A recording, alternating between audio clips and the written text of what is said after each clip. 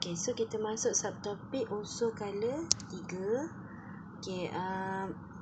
Okay, so kita ada 7 petala, 7 color. Color 1, color 2, color 3, color 4 sampailah color ke 7. Okay, nombor color bagi suatu unsur melambangkan nombor petala yang diisi dengan elektron. Okay, so contoh lithium 21. So dia punya petala dia ada 2 je. So petala 2, color 2. Okay, natrium 281. Petala 3, color 3. Okay, kalium 2881 ada 4 petala berisi elektron, maka dia adalah color 4. Okay, so senaraikan unsur-unsur dalam color 3. Okay, dan tuliskan susunan elektron dan bilangan petala atom tersebut. Okay, jadi kita tengok, okay, ni awak salin.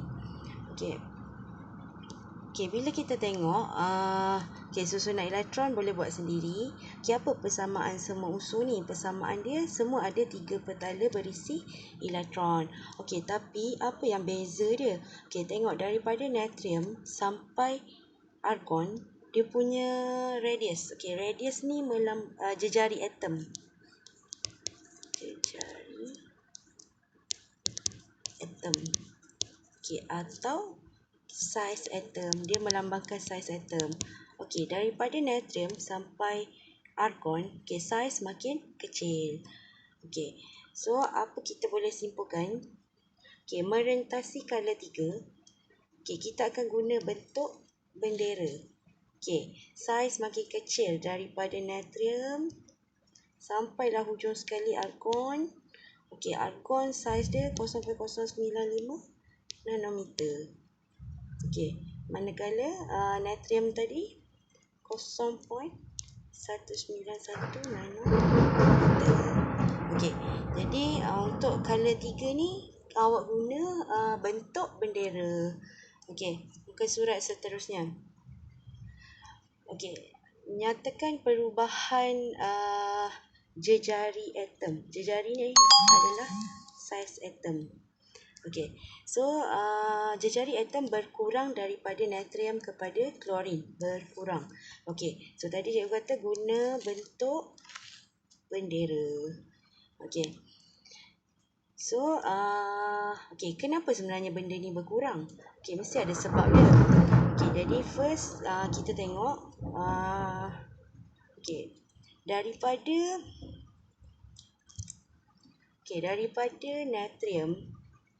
daripada natrium kepada klorin. Apa yang bertambah? Proton dia bertambah sebanyak 1 dari 11 sampai 17. Maka cas positif pun akan bertambah daripada positif 11 kepada positif 17. Elektron pun samalah. Elektron ikut bilangan proton kan. Semua atom color 3 mempunyai 3 petala berisi elektron. Apa yang bertambah tadi? Nombor proton bertambah 1 unit.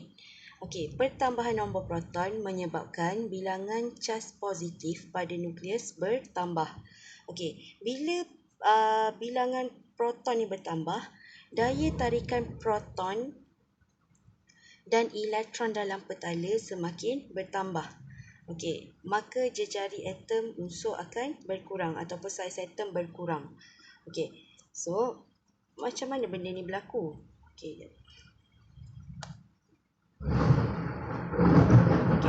So benda ni berlaku contoh natrium.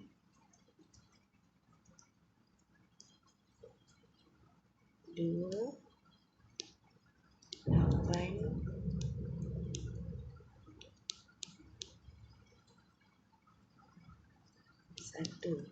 1. So natrium ada 11 proton, positif 11 elektron.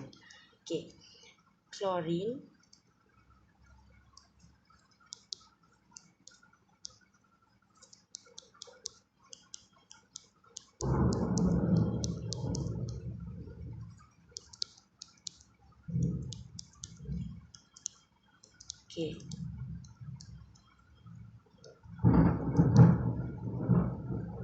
dia ada 11 proton dan 11 elektron. Okey, proton dengan elektron akan berlaku tarikan, tapi tarikan mana yang lagi kuat? Okey, mestilah yang banyak proton dan elektron. Maknanya contoh satu bilik tu penuh dengan orang, dengan satu bilik ada 11 orang dengan ada 17 orang. So yang mana maksudnya daya tarikan awak dengan orang sebelah tu kuat? Mestilah yang ramai orang ni. Okey, jadi daya tarikan nukleus ada proton. Dia akan tarik semua elektron menyebabkan saiz atom berkurang. Okey, yang ni pun berlaku juga daya tarikan sebab dia ada proton dan elektron tapi kurang sebab proton dia tak banyak. So daya tarikan dia lemah. Okey. So makin banyak proton, makin kuatlah daya tarikan nukleus terhadap elektron dalam petala. Okey. So takrifkan ke elektronegatifan. So apa maksud elektronegatif? Elektronegatif ni dia ada dua perkataan. Okey. Macam mana jadi negatif? Negatif apa awak buat pada elektron? Awak terima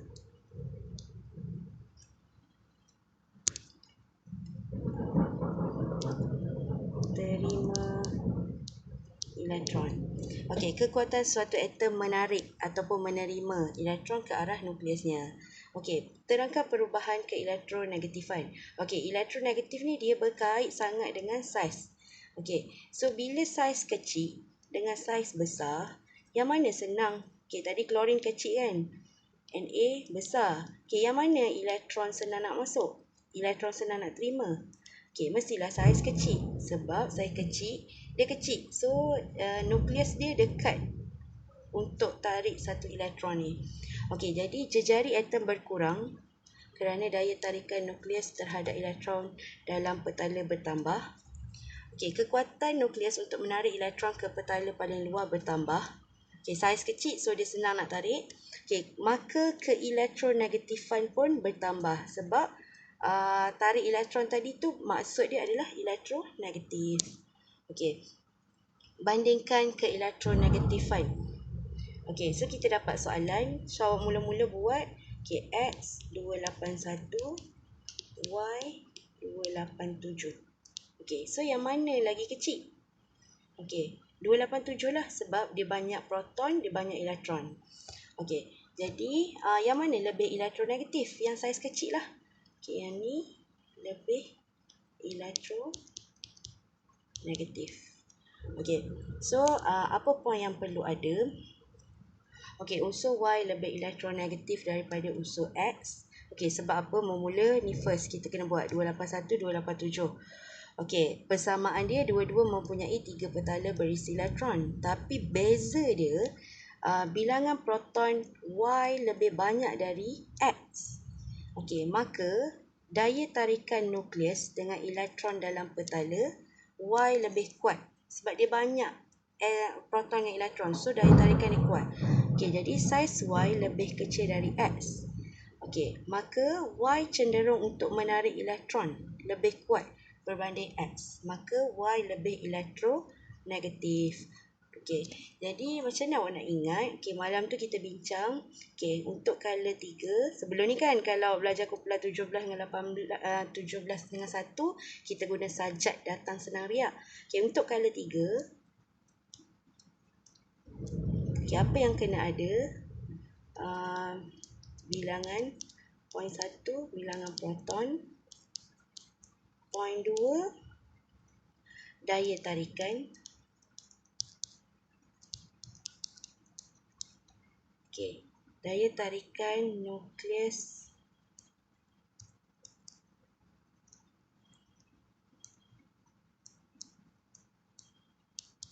terhadap elektron dalam petala.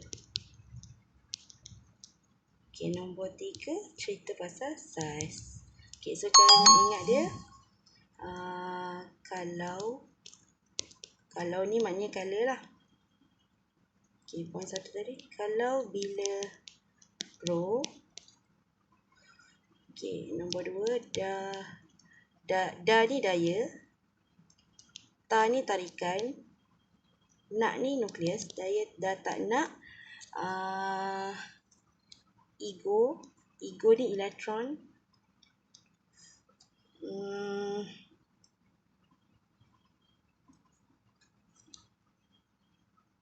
Okey, dah tak ego ni. Okey, dalam petala tu pesta. Okey, nombor 3, saiz tu sama. Okey, so maknanya bila awak tengok je soalan minta cerita pasal skala 3, kenapa saiz dia kecil?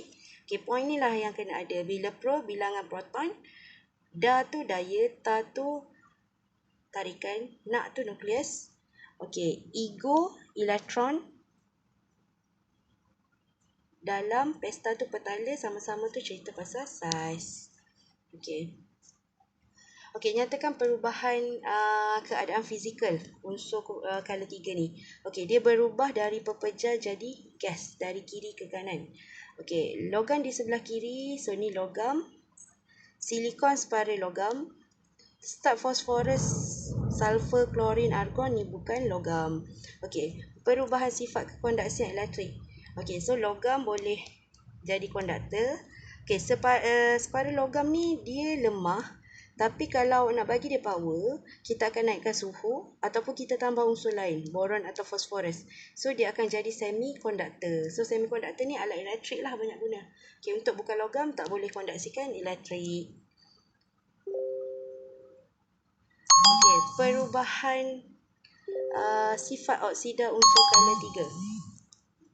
Okey, so kita ada 3 jenis oksida. Okey, kita ada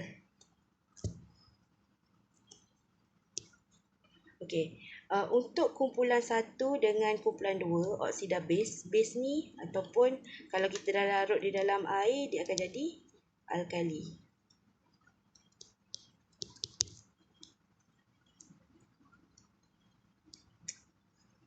Alkali, Allah.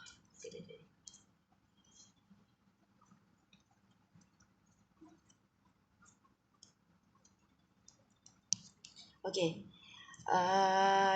So kumpulan 1, kumpulan 2, oksida dia alkali. Maknanya pepejal oksida dia tu masuk dalam air dapat alkali. Okey, untuk aluminium dia amfoterik. Amfoterik ni ada 2 sifat, iaitu sifat base, sifat alkali. Okey, untuk bukan logam semua bersifat asid. Okey, so start daripada kumpulan 14 sampai 17. Sifat oksida dia asid. Okey, kumpulan 18 takkan bentuk oksida sebab dia dah oktat ataupun duplet. Okey, so apa maksud oksida base? So oksida base ni, okey, kita pecah Na plus O2 minus. Okey, air kita pecah jadi H plus.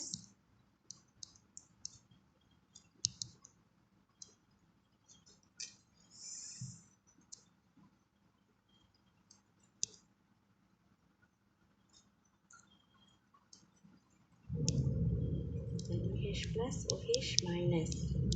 Okey, so kita cari dulu pasangan. So dapat NaOH.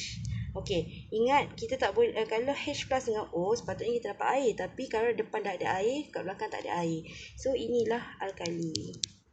Okey, maknanya oksida base ni, Na2O ni oksida base, masuk dalam air dapat alkali. Okey, sama juga.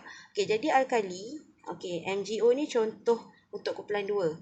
Bila alkali, sifat dia base, boleh bertindak balas dengan asid, menghasilkan garam dan air. Okey, untuk amfoterik, dia ada 2 sifat. Okey, 2 sifat. Maknanya dia boleh bersifat sebagai asid, dia boleh bersifat sebagai base. Sorry, cikgu salah tulis ni. Dia boleh bersifat sebagai base, dia boleh bersifat sebagai asid. Okey. So, okey, macam mana kita nak tahu dia alkali ke? Kita kena tengok dia bertindak balas dengan apa. Okey, ni ada HNO3 acid. Okey, maka aluminium oksida ni bersifat base. Okey, sebab dia boleh bertindak balas dengan asid. Okey, untuk kes kedua, kita tengok dia bertindak balas dengan apa ni? Ni alkali. Ada OH kat belakang alkali. Okey, maka sifat aluminium oksida sekarang adalah asid. Okey, dia ada dua sifat, dua alam. Okey. Okey, untuk apa ni? Untuk bukan logam, okey, contoh diberi gas SO2 ni. So SO2 apa ni? Bila larut dalam air dia dapat asid sulfurous. Okey. So macam ni nak kena asid, depan dia ada H. Okey. So ni adalah asid. Masuk dalam air dapat larutan berasid. Okey. So oksida base adalah oksida yang boleh bertindak balas. Bila dia base, dia boleh bertindak balas dengan asid, menghasilkan garam dan air. Okey, oksida asid. So bila dia asid, dia akan bertindak balas dengan alkali, membentuk garam dan air. Okey, tapi bila dia amfotrik, dia ada dua sifat tadi kan. Okey, dia boleh bertindak balas dengan asid dan alkali untuk membentuk garam dan air. Okey. Okey, so eksperimen yang kita akan buat mengkaji perubahan sifat unsur oksida merentasi kala 3. Okey, jadi dia bagi kat kita manipulasi jenis unsur oksida kala 3. Okey, bergerak balas, nilai pH. Okey, dimalarkan air asid nitrik dan larutan NaOH. Okey, so apa yang dia bagi kat kita? Okey, natrium oksida, magnesium oksida, aluminium oksida, silikon oksida, fosforus oksida, gas sulfur dioksida. Okey, first kat sini kita dah tahu dah. Okey, natrium kumpulan 1, magnesium kumpulan 2. So ni adalah oksida base. Okey, aluminium tadi dia adalah amfotrik, oksida amfotrik. Okey, silikon sampai sulfur ni dia adalah oksida asid. Okey, so apa kita buat? Ambil satu spatula, masuk dalam air. Okey, lepas tu titikkan penunjuk universal. Record nilai pH. Okey, so yang pertama kalau larut dalam air.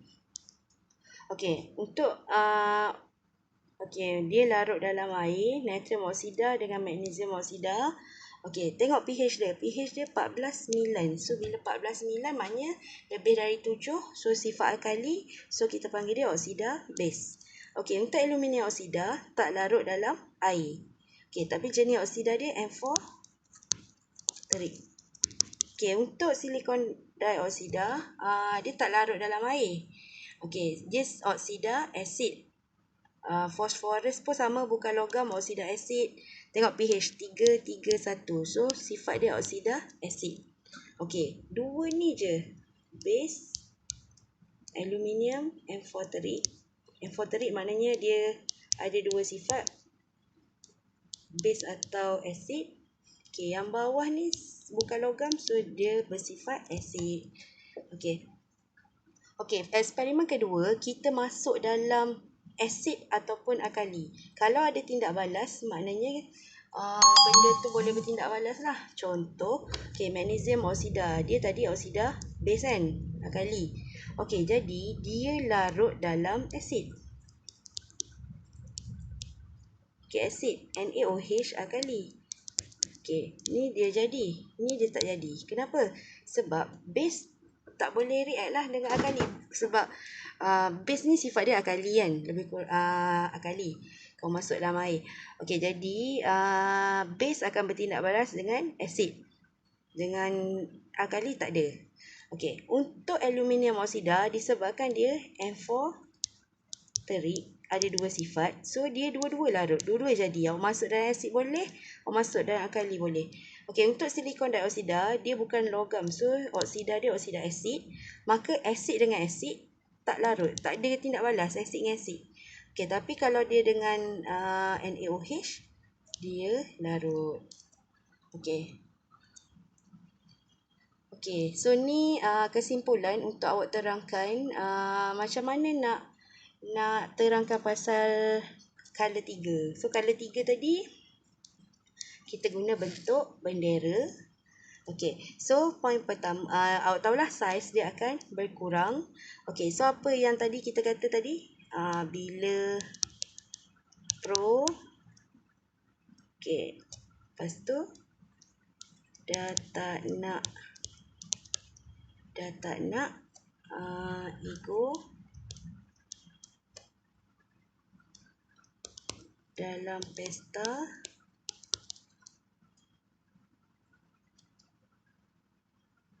sama-sama. So inilah point yang awak kena ada ataupun guna yang cikgu ajar ni lah. Untuk B, membandingkan kereaktifan kumpulan 1 dengan kumpulan 17. So yang ni awak guna sajat datang senang riak. Saiz jarak datang ni daya tarikan. Untuk kumpulan 1 senang lepas elektron. Kumpulan 17 senang terima elektron. Riak ni ke reaktifan.